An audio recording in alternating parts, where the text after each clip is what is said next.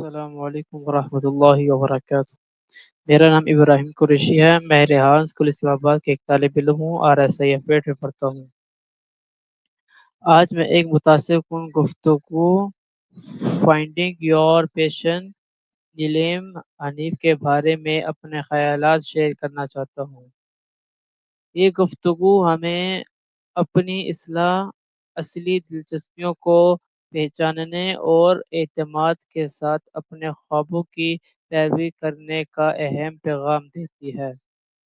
نیلیم حنیف بتاتی ہیں کہ شوق اور جذبہ انسان کو زندگی میں خوش، پرعزم اور کامیابی بناتے ہیں۔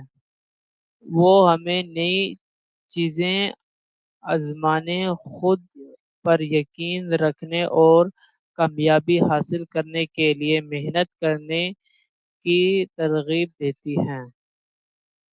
سادہ الفاظ میں، جب ہم اپنے شوق اور خوابوں کے پیچھے محنت اور اعتماد کے ساتھ چلتے ہیں تو ہم اپنے مقصد حاصل کر سکتے ہیں اور ایک روشن مستقبل بنا سکتے ہیں۔